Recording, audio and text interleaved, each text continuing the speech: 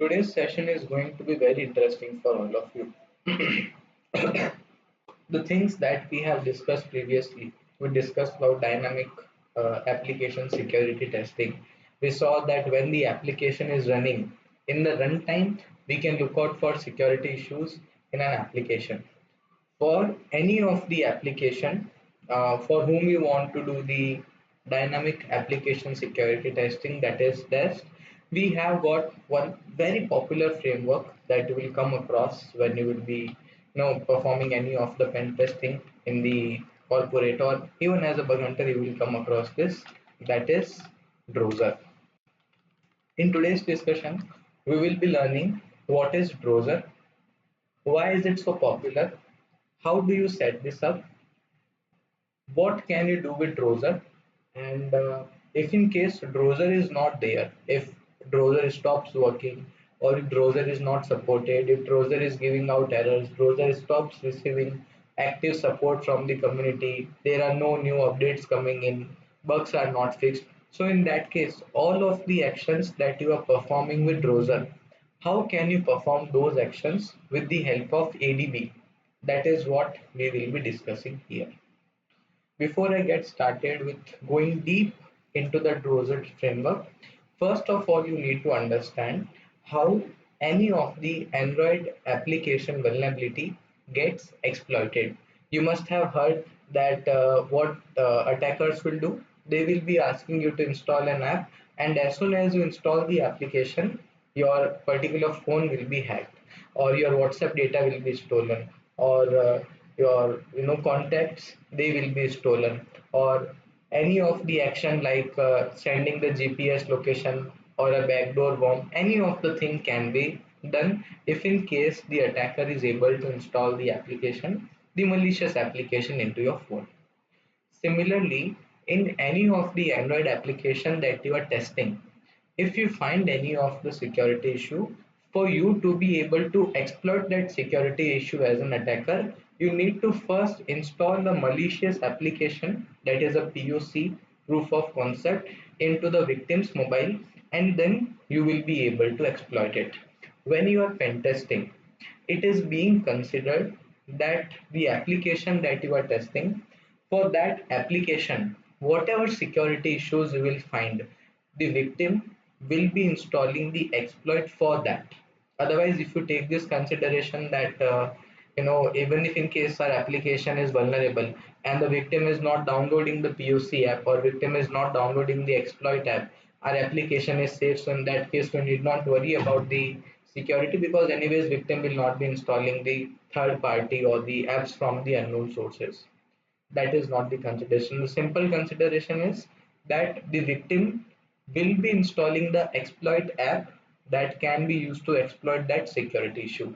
Each of the security issue that you have in Android, for you to be able to exploit that, you will be requiring an application. Using that application, you can perform the things. You can exploit the security issue that you have found. This is quite simple. This is how any of the application gets exploited. So you are considering here that the user will be installing the exploit app, and our application should not be vulnerable to those security issues.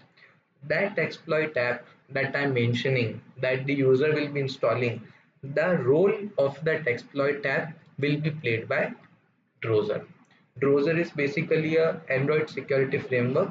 With the help of Drozer, easily you can perform a lot of actions. So what Drozer will do, you will be having an application, it will be playing the role of an application that can perform various attacks on any of the application of your choice. Now, before you start using Drozer, you need to first of all understand that when you are testing any of the application, especially when you are performing dynamic testing of any of the application, there are specific steps that you need to take. These are the steps. For everyone's reference, I have written this down to save everyone's time. What you do, first of all, the application that you are testing, you get its package name, then all of the information like the certificate, the developer, and all of the other information that you have, what all permission it uses, whether there is any of the activity that is being there, like attack surface here refers to the application components. Just a moment, I have a call to answer. I will simply decline it.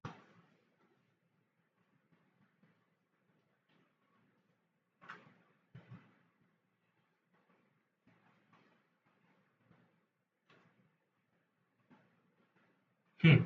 I was mentioning that whenever you have to perform dynamic testing of any of the application, the first thing that you do is that you get the package name. Package name means in any of the Android app, the name by which we know it, like we know it by the name WhatsApp. So for us humans, it is WhatsApp, but actually Android knows it by its package name, like com.whatsapp.business or com.whatsapp.messenger, whatever is the name. So by the help of that package name, we will be able to identify that particular app in the list of all of the installed applications. Similarly, when you have to get the details related to that application, like what are the permissions it is using, you will be going to the next step. The third thing that you do is that you identify the attack surface. Now, before I help in understanding the attack surface in Android application, can any one of you help me in understanding what is the real life meaning of the term attack surface? Anyone? What is attack surface?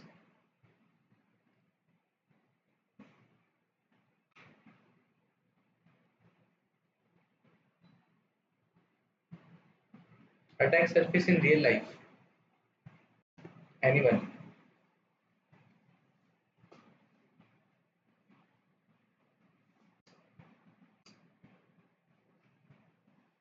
Give it a try.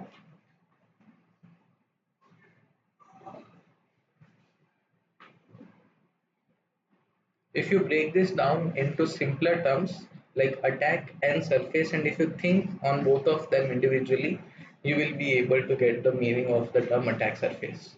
Vikash, what do you think is the meaning of the term attack surface? I guess that is related to endpoint and thing which we can identify where we can perform our pen testing and where we can modify the data. That's all, I guess, that kind of thing. Okay,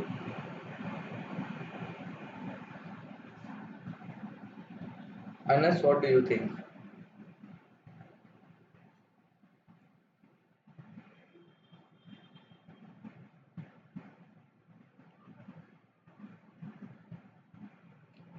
Anyone else?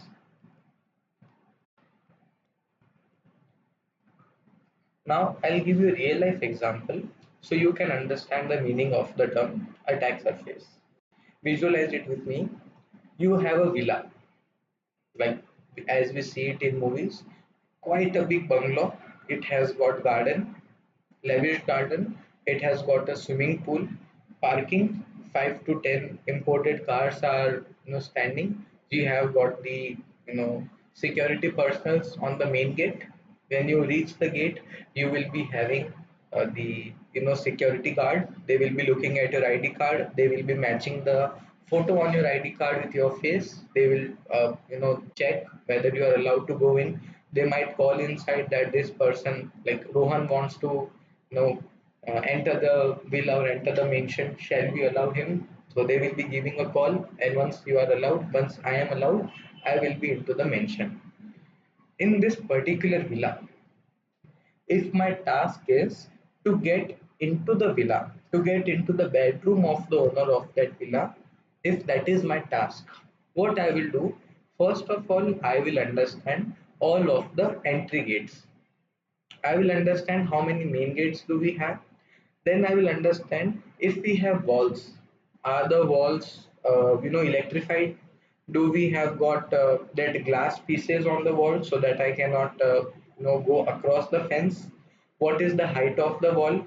Do we have got any of the steps or stairs nearby that we can use to climb and then get off the wall? Then once I'm into the mansion, I'm into the periphery. How many entry gates do I have? I have got 16 gates. How many windows do I have? How many back doors do I have? Like the ones that are used by the helpers. How many of them do we have? The complete enumeration of all of the things that you can use, all of the things that can be helpful for you in getting in. that is attack surface. Larger the attack surface, more is the possibility that you will be able to get in quickly. If in any of the house you have got only one door, rest all of them are walls, only one door, no windows, that is house 1. And in house 2 you have got 20 doors, 35 windows.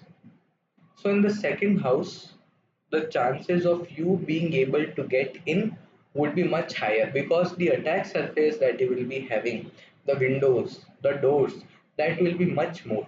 In any type of pen testing that you are doing, the first thing that you do is that you try to enlarge your attack surface. More the attack surface, higher is the possibility that you will be able to find impactful, high severity security issues in there. Simple. So when you are identifying the attack surface in Android, what you actually want to do is you want to identify all of the application components. Application components, as we have discussed it when we were discussing about Android, we discussed we have what activities, we have broadcast receivers, we have content providers, we have services. These are the major application components in Android.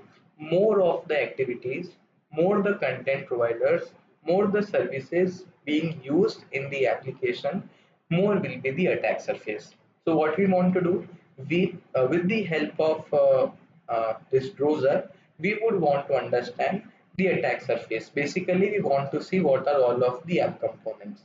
If you remember, when we ran mob SF, in the first page, when it did the static analysis, the first thing it showed to us was how many activities do we have in here, how many content providers, how many services, how many broadcast receivers. More the application components, more will be the possibility that we will be able to find something interesting in there. After that, once we have enumerated all of the application components, one by one, all of the application components will be tested. Like for all of the activities that you have, you will try learning more about the activities, like who can invoke those activities. You can try launching an activity. Similarly, when you have content providers, you try to find out content providers in the code. You try to call any of the content provider directly. If you have what services, you try to get more information related to the services, like that. So it's quite a simple task. It's You have to get into the villa. So first thing you do is that you get more information about the villa. You identify all of the entry gates, and all of the entry gates that you have, one by one you test all of them. In case of Android, the entry gate are the application components. The name of the villa would be the package name. Simple. So this is what we have to do. We can do all of these tasks with the help of Drozer, and we can also do this with the help of ADB, that is Android Debug Bridge. For the sake of demonstration, I will be doing it on both of the things.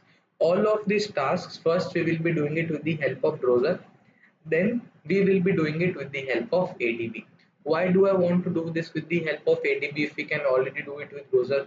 Or why do I want to do it with Drozer if I can already do it with ADB? Simple reason, we do not want to rely on a single resource. If in future Drozer stops working, Drozer stops supporting, there are major changes in the Android OS that Drozer agent is no more supported. What is Drozer agent? I'll get to that in a bit. So if Drozer is not supported, if the community that operates Drozer, that updates Drozer, that fixes bugs in Drozer, if something happens to them, if they choose to separate out, they do not manage Drozer anymore, the community members, they do not support Drozer and stops getting updates, it has a lot of bugs that are not fixed. So in that case, what you do, you go ahead with ADB. So if you already have ADB, why do we use Drozer? For the sake of easiness. If you had to write a two-line code in ADB with Drozer, in half a line that can be done. So we will be learning both of the things. Like how do you get a package name in Drozer and how do you get a package name in ADB, so that you can compare that this is what happens in Drozer, this is what we write in ADB. Along with that, you will be able to practice more. Also, you will not be relying on a single resource. Using Drozer because it is easy to use, learning ADB because we do not want to rely on any of the no solution. We do not want to rely on any of the open source solution. We would always want to go with the options that will always be available to us. Simple. So before I get started with helping you discuss and learn more on how can you perform all of these tasks with the help of Drozer, I need to first help you in configuring the Drozer, in setting up the Drozer. Setting up Drozer is quite easy, quite interesting. There are simple steps that you need to do. Drozer will be requiring two things. First, it will be requiring the Linux terminal or a terminal wherein you will be sending the commands. I am calling it the server, and then in the device that you have, the Android phone that you have, it may be a physical Android phone or it may be the Genymotion emulator. There you will be installing the agent. They call it Drozer agent. All you need to do is, in the Android device, you need to install the Drozer agent. Then in the terminal, you need to set up Drozer and connect it with the agent. Just as we do it with the help of ADB, we go to developer options, we turn on the USB debugging, then with the help of ADB, we will be connecting. Similarly, we will be having the Drozer agent app. We install that app in the Android device, in the Android emulator. Then from our terminal, we will be connecting to that Drozer agent, and then we will be into the Drozer console. How to do that? I'll give you the step-by-step instructions. I'll give you the step-by-step commands as well. So first thing that you need to do, you need to go to the official repository for Drozer that is managed by 𝗓𝗃𝗶𝗹𝗯𝗹𝗲. Previously it was known as MWR Labs. Now it is known as 𝗓𝗃𝗶𝗹𝗯𝗹𝗲. The best part about Drozer, for any of the open source tool, the first thing that I notice whenever I learn about any of the open source tool, or whenever I'm exploring any of the open source tool, the first thing that I do is that I check how frequently it is being updated. Here Drozer was last updated, last commit was 16 hours ago. It means that this application is frequently being updated. All of the bugs that are being reported, they are quite actively being addressed and they are being fixed. So this is the first thing that I notice whenever I open any of the GitHub repository. So I get to understand how recent that project is, how actively the community is working on that project. This is the first thing that you need to open, that is Drozer. So what you do, you download Drozer agent from here. Now for downloading the Drozer agent, here you can scroll down, and from here you can download the Drozer agent. So here, with the help of wget, you will be able to download this. This is the Drozer agent. If I click here, I will be able to get the direct link. Here, this is the direct link. Here, this is the agent link. I right click, copy. I go to my terminal. Here, I do a wget, paste, enter. Because I already have this downloaded, because I already have downloaded this browser agent.apk file, you can see this here. So if I download this, here you can see I have got this particular file, agent debug.apk. For the sake of easiness, I have already downloaded it, browser agent.apk. Here, as you can see, you simply do a wget, and this, all of the commands that I will be running here, I will be putting them in the notes. Like, I'll be putting them in the notes right away, and then I'll be sharing them with you so you can also practice. The first thing that you do is that you set up the browser agent. First, download the browser agent. This is how you download the browser agent. The next thing that you need to do is that you need to install the browser agent in the Android device. How do you do that? With the help of ADB. You simply run ADB install browser agent.apk. Simple. Before you do that, I would simply recommend that you run this command adb devices so as to ensure that your emulator is connected with your terminal. So if in case I try that here, adb devices, my device is connected. If in case my device is not connected, I will run adb connect, the IP address of my emulator. This is the IP address of my emulator, as you can see here. 192.168.190.102. This is the IP address of the emulator of this Android device. If my device is not connected, I will simply run this command and I will adb install Drozer agent.apk, enter. If the Drozer agent is not installed in your machine, after running this command, this APK will be installed, because in my emulator, my Drozer agent is already installed. I need not run this. But when you are running it for the first time, when you do not have this Drozer agent, simply run this. First of all, with the help of this wget, download the Drozer agent APK. Then with the help of ADB, connect to your Android device. Then with the help of ADB install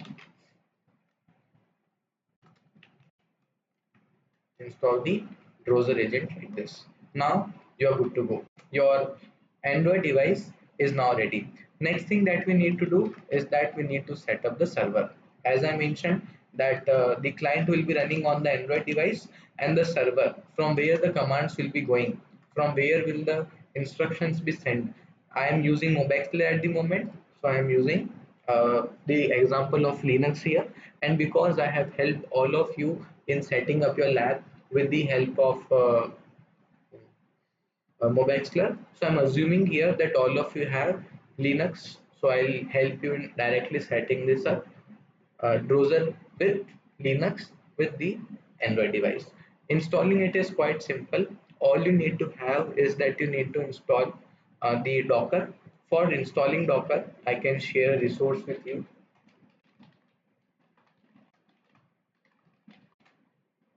or maybe Debian, anything works.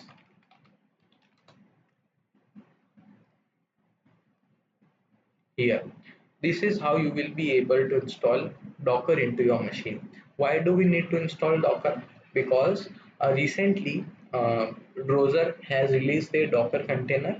The best part about Docker container is that you need not set up anything. You simply run this command and you are good to go. So you can go to the repository for Drozer. I'll mention its link here in the notes for your reference here. And here, if in case you go down into its subheading Docker container, you will be able to see the steps here. Open this in new tab, and here you will be able to find it. So first, with the help of this, you need to install the Docker. I'll mention the link to this here.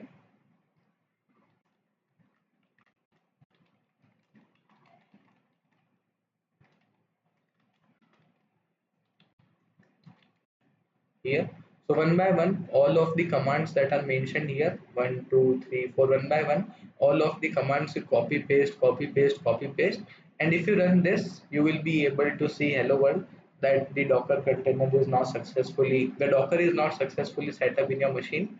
Next thing that you need to do is that you run these commands. Simply first run this command. I'll mention the commands in the chat.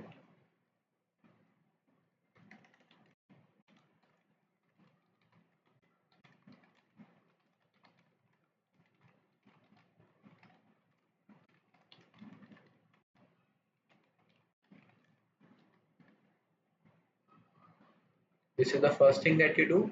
And second thing that you do, because here I'm assuming that I have set up this Mobexler with this Genymotion. Here it is connected via USB. Here also we will be going ahead with the second option. The first thing that you need to do is that you need to forward the port. You need to run ADB forward TCP 31415 to TCP 31415. What this means is, with the help of ADB, we are telling our terminal, like this is the ADB, we are telling our terminal that for our local host, like here, this is for the server and this is for the client. This is our Mobexler terminal. This is our the Drozer agent. What we want to do here is we want to tell ADB that all of the traffic that we are sending here you need to listen it. And what we are doing here, if you open the Drozer agent, you can see that it is listening on 31415. It means that all of the traffic from our Mobexler terminal that will be coming from this port, it will be forwarded to this port. This is for the Mobexler terminal. This is for the 𝗔𝗃 emulator. So you simply run this command here. You do the here, and the next thing that you do is that you simply run this command for running the console. I'll run all of them one by one for your reference. So first thing, let me see if I have already set up the Docker.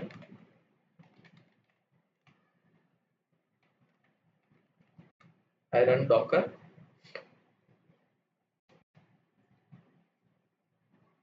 and here I can see this. If you run Docker and you see these commands, it means that Docker is already installed in your machine. If it happens that when you run Docker it says command not found, you refer to this resource here, you install Docker, and then you run Docker here like this. And once you see this here, when you run Docker, it means that your Docker is now successfully set up. This is the first thing. Next thing that we need to do is that we need to forward the port. You copy the command from here, you paste it here, enter. So port forwarding is done. The next thing that we need to do is that we need to run this command like this. Simply copy this, paste it here, enter.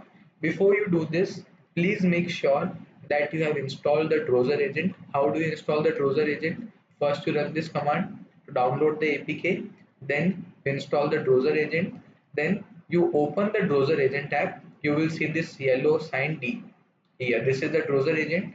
You open this and you turn this on. This is a toggle button. You turn this on. By default it will be running on 31415. That is why we have written 31415. You need not change anything. You can simply follow it step by step. This is what you do. Once this is done, you have forwarded the port. Only thing that you need to do is that you need to copy this command, paste it here, and enter. If you see like this, Drozer console version 2.5.0, you see like this, it means that your Drozer is now successfully configured. Your Drozer is now connected to your Android device. Here you can see it is connected to 𝗔𝗃 mobile phone 6.0. This is the 𝗔𝗃 mobile, and the Android version that we are using is 6.0. So this means that this particular Drozer console is connected to this device now. This is what we actually wanted to do. Now, what would be the next step? What do you want to do here? We want to perform the dynamic application testing. The dynamic testing. For that, we will be requiring something for practicing. And I would suggest that you perform the practicing on C. So C is also another vulnerable application that has been intentionally been made vulnerable with security issues for learners like us to practice. So when you have to practice, you can directly install C. You will be able to download C from here. I'll share its link with you. Here it will be 𝗃.apk. So you simply run this command installing C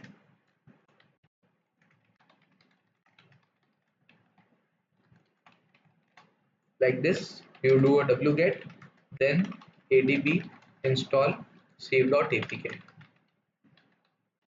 like this. And once you do this, C will be installed.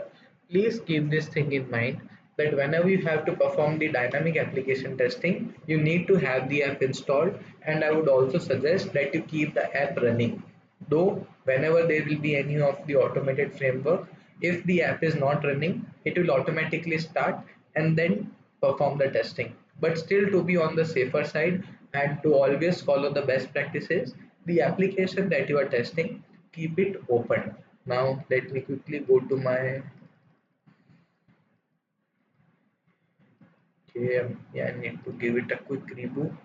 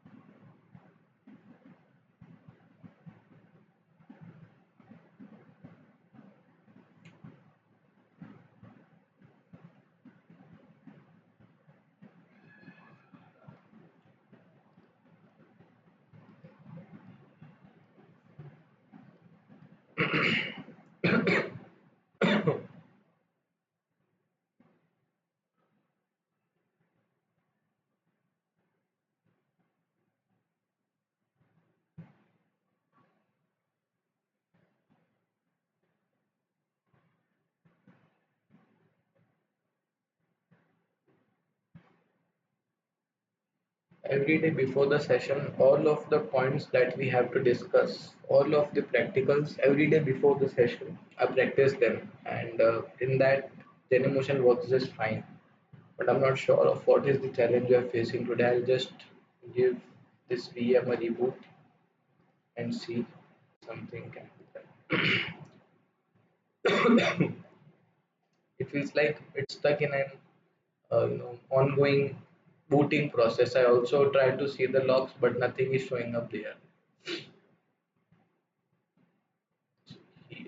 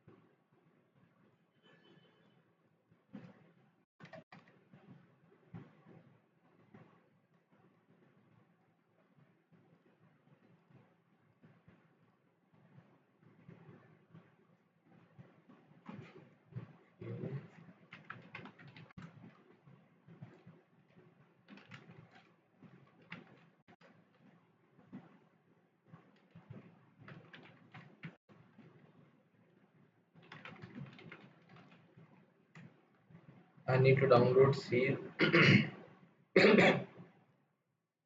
copy wget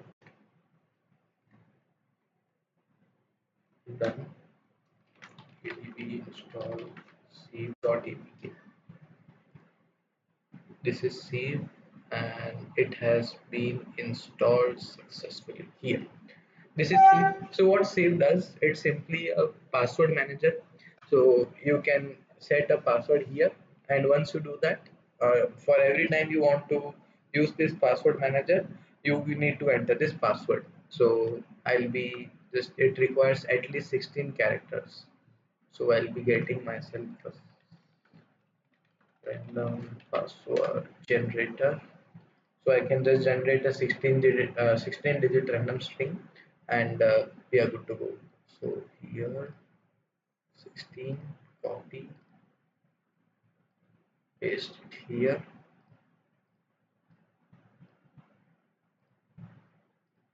Okay, submit.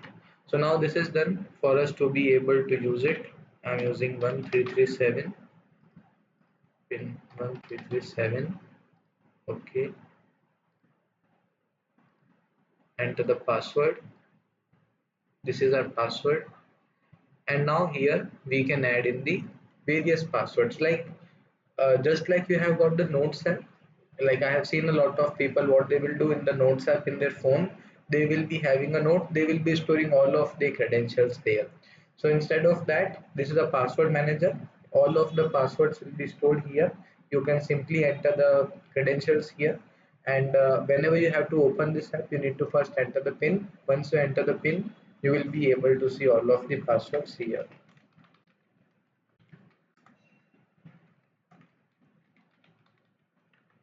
Username is info at thehacktivists.in. The password is, this is the email.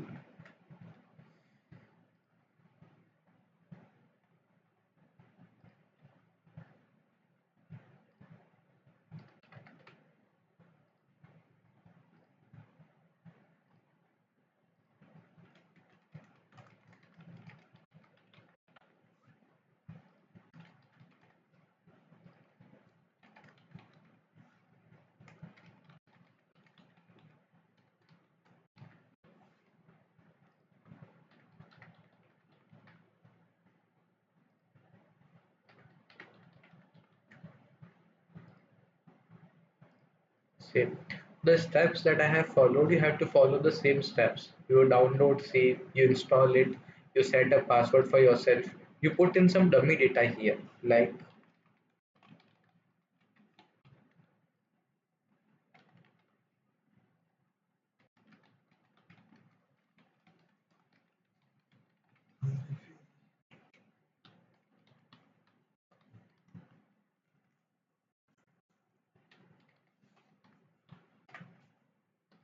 911679066.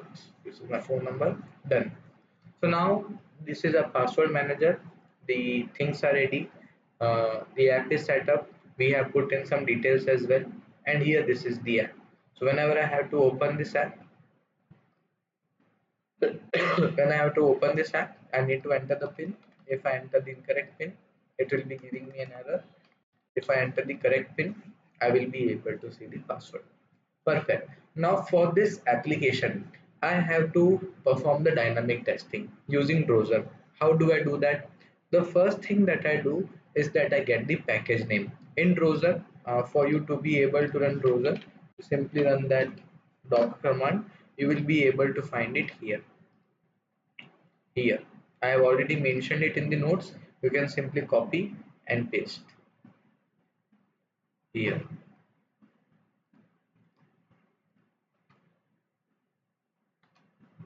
Also, I need to turn on the Drozer agent as well.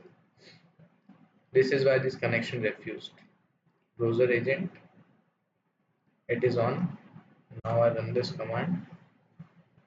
So when you see this, it means that you are into the Drozer console. The first thing that we need to do when you are testing any of the application is that we need to get its package name, as I mentioned. In Drozer, when you have to get any of the package name, you simply run app dot package dot list hyphen f. See, the application that we are testing at the moment is here.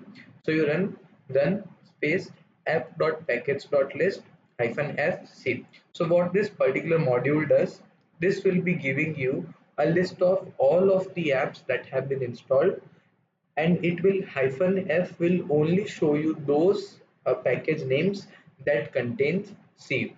So if in case I would not have written -f, all of the packages that are installed in this Android device that is connected to this Drozer console, I will be able to see that. And here as you can see, for C, the package name is com.mwr.example.c. Now in all of the upcoming testing, whenever we have to use any of the package name, we will be using this. Why did I run C here? Because the app that I'm testing, the name of that app is C, this one. That is why I wrote run app.package.list-fc. So all of the packages name that contains save in it, they have been shown. The next thing that you need to do is that you need to get more information about this package. What does it contain? What type of permissions it has? So for that, run app.package. Like here you will also be able to get the autocomplete if you do a double tab here like this. So run app.package.info and -a, and then you give the name of the package. This is the name of the package. You need not mug all of this command of what application, what command will be doing what. You can simply note that down at once, maybe a cheat sheet type of thing, and then every time you have to use it, you can simply copy and paste. Because you are learning it for the first time, you might feel some of the challenges in recalling the name, but with time, more practice you do, you will be able to recall. But what I would suggest is there is no need of recalling all of the command names here, that app.package.info-a and then the package, no need of remembering them. With practice, your brain will automatically be able to recall them. I would suggest that you all of the commands you put them in a text file, or maybe you can write them down as a cheat sheet, copy paste, simply change the name of the package here. Here as you can see that we have got the application label, the process name, the version, where you will find this APK, what are the permission it uses, and all of the things. So it uses basically three permissions. It can read the external storage and it can also write the external storage. This is the information related to this app, what this app does. How did Drozer get to know this? Simple, by understanding the Android manifest file, just as we have done it. Drozer also did it, and it has found all of these things. Once you have seen that this is about the package, the next thing that you do is that you identify the attack surface. As we have discussed it previously, that whenever you have to get into any of the villa's bedroom, you first of all find out all of the entry gates. In Android, entry gate here refers to, or the attack surface here refers to, the application component. For you to be able to find out the attack surface, you can simply run app.package.attack surface, and then you give the name of the package. This is the name of the package. You hit enter, and these are all of the application components. Three activities are exported, two content providers are exported, and two services are exported. I mentioned it previously when we were understanding about Android manifest, that if in any of the application component, if you see Android exported set to true, it means that any other app or any other app component can invoke or call it. For example, if in case you have an activity called main activity, and for that activity the value of exported is set to true, like this, it means that any of the other app or any other app component can directly call this main activity. This is what this exported means. So what Drozer has shown us here, it has shown us that there are three activities that are exported. Three activities exported means there are three activities in this particular application, in this package, that can be directly invoked, that can be directly started by any other app. So as I mentioned, that Drozer will be playing the role of an app, that is the exploit that will be used for exploiting the security issues. So when you see three activities exported, it means that Drozer can directly call those activities. When you see two services exported, it means that Drozer can directly start those services. When you see zero broadcast receivers exported, it means that Drozer can directly invoke these many broadcast receivers in this. If in case we have got 0 here, it means that in this application, in this package, there are no broadcast receivers that Drozer can call or that Drozer can start, like this. So this is what we do in the attack surface.